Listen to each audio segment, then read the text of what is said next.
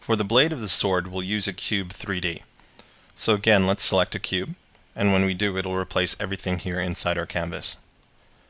I'll always turn on frame so that I can understand the topology a bit better. With the cube active here in the canvas, I'll move down to Initialize and open that up. Let's change the X size down to 3 and our Y size down to 21. Size in Z will keep at 100 and side count will turn up to 8.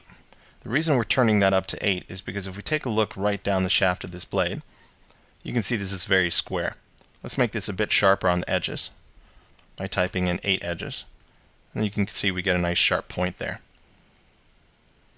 The last thing I'll change in the initialize settings is the V divide. I'll turn that somewhere up around 30 or 40.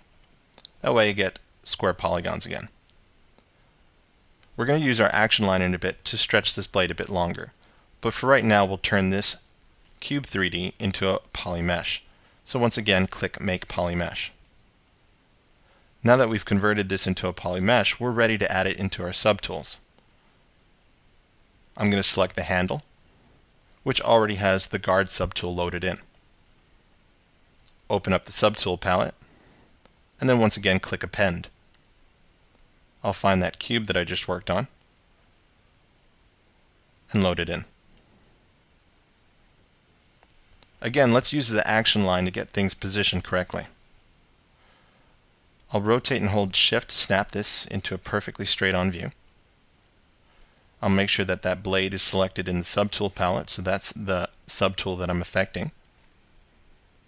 And then I'll click on Move. Once I click on Move, you'll see your action line show up again. I'm going to click and draw and hold down the Shift key so I can draw a straight action line. Make sure to double check that you drew that in straight. I'll click in the center circle to move this up and hold Shift to keep that in a straight position.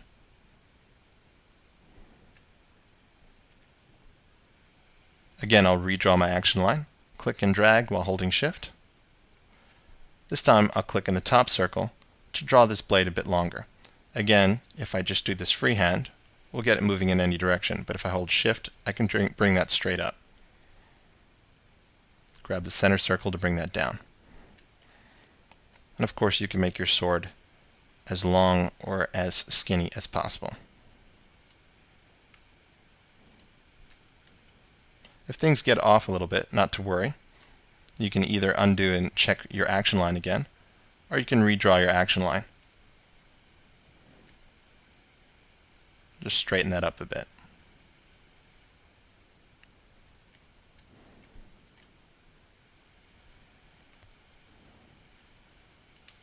Now we've added all our pieces in. I suggest that you add your low-res pieces in so that you can kind of pre-visualize the proportions of everything that you're working with. Next, we'll divide things up and start adding in a lot of detail.